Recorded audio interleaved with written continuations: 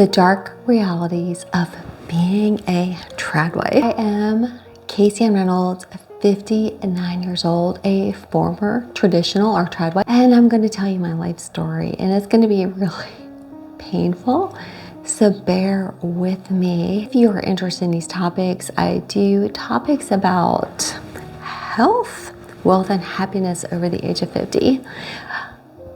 Please subscribe, hit notify, like. I'm making an upcoming series of how to be the 8 healthy habits to change your life. But in this video, I'm going to get real, friends. It's going to be real and painful. And I'm going to talk about, I know there's this whole trad thing that's going on Instagram with a lot of different people. And I was a trad wife. I was married to a doctor, and I lived that lifestyle for 14 years and had 3 kids.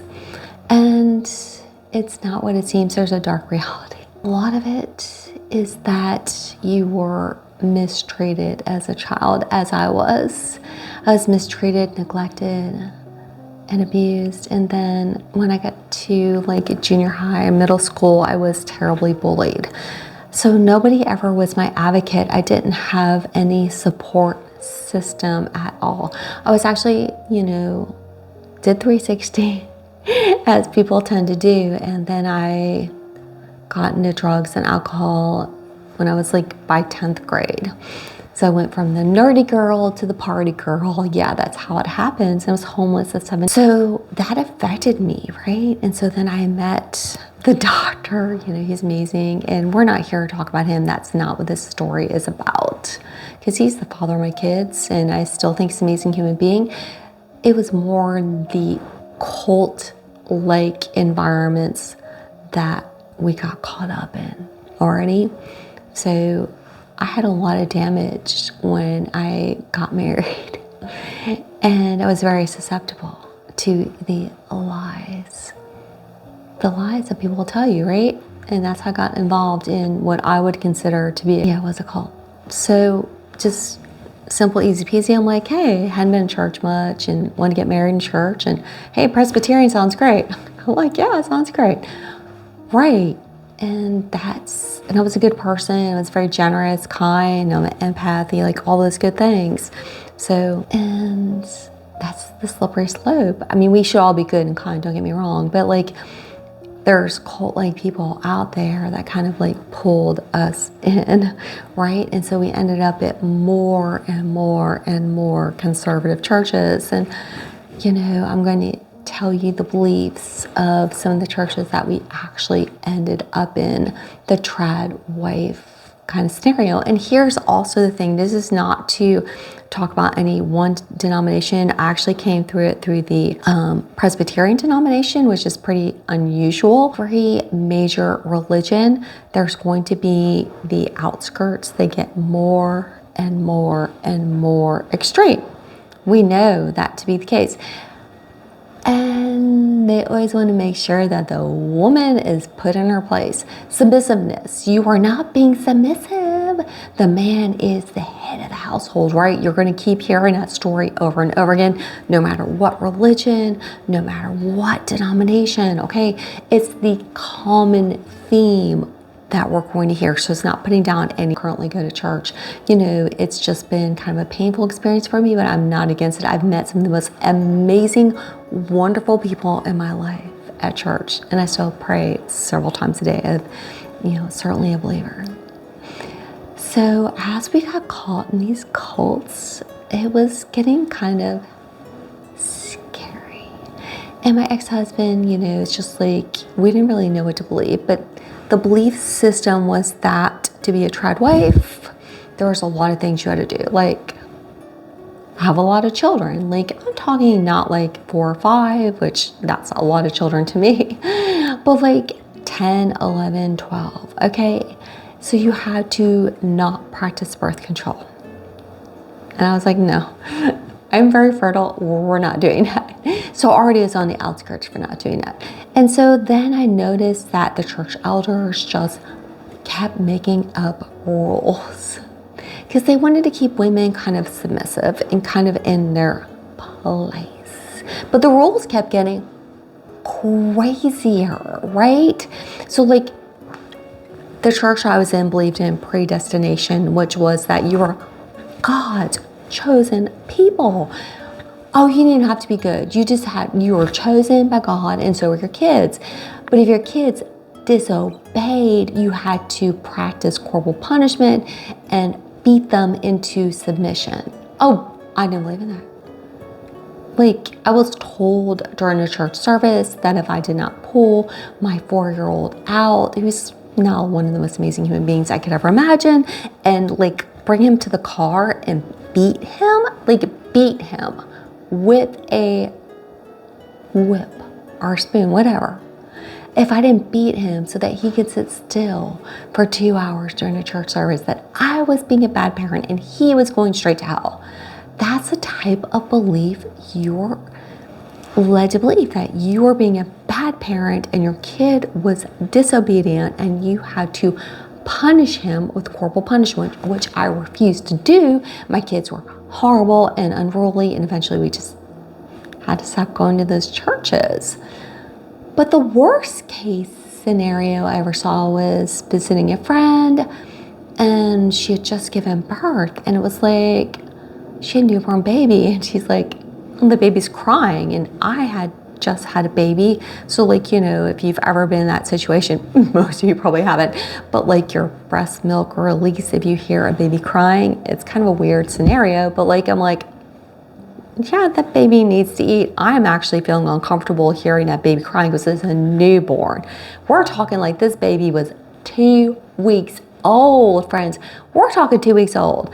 And I'm like, please feed that baby, because I can't stand this pain. I'm going to have to go home to my own baby. I live around the block. And she's like, the baby is being disobedient to God's will. I must put it on a schedule. And I'm like, the baby's 2 weeks old. You need to feed it. I am actually biologically, physically responding to the cries of your baby, and I need to leave pretty soon. That was the craziest situation, and that's how bad it actually got, where women were refusing to feed their babies. And then homeschooling, like everybody had to homeschool, and then we got into courtship dating, where it got really weird and creepy at that point.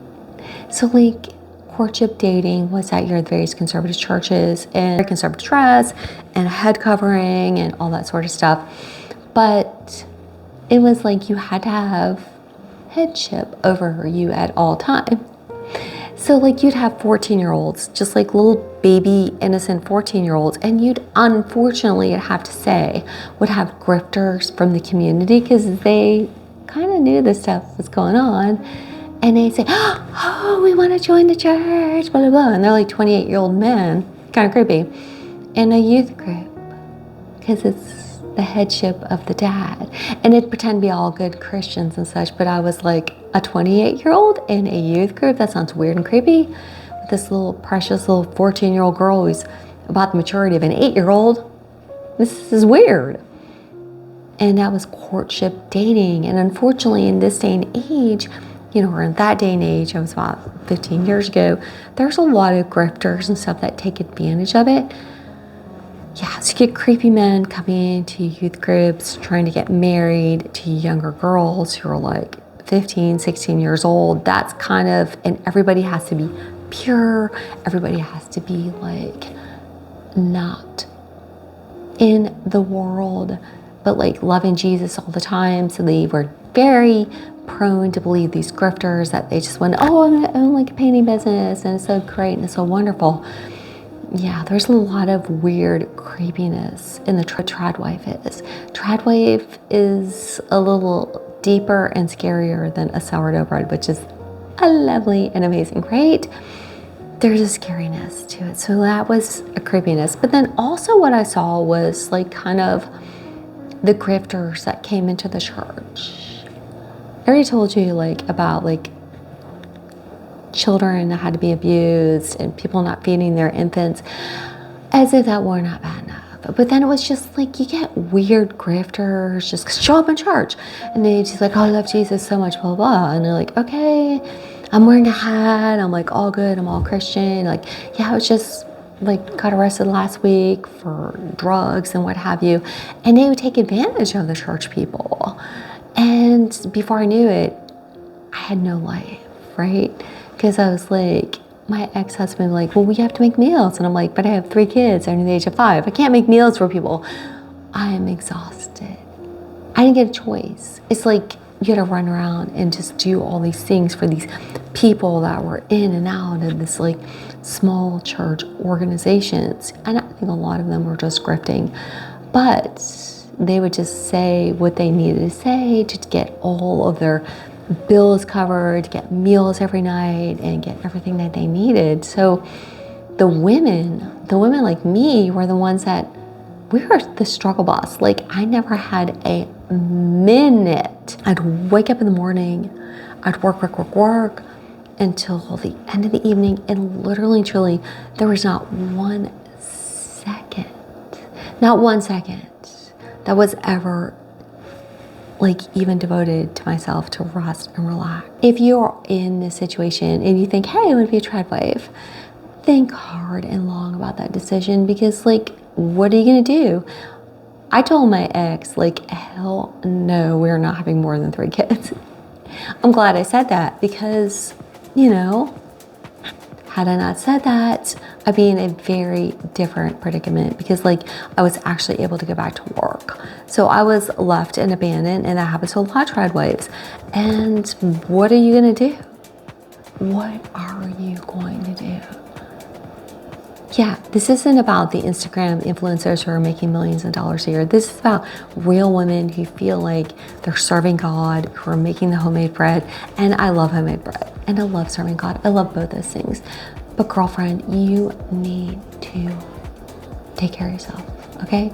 I did. I went back to school, got my little teaching degree, and now I'm like, I moved to Nashville and, you know, launched my small business. So take care of yourself. You need to do that. Love you. Please take care of yourself. Please know that being a trad wife is a very dark reality, and no one's going to take care of you. You need to take care of yourself and love you, and wishing you peace, joy, and love.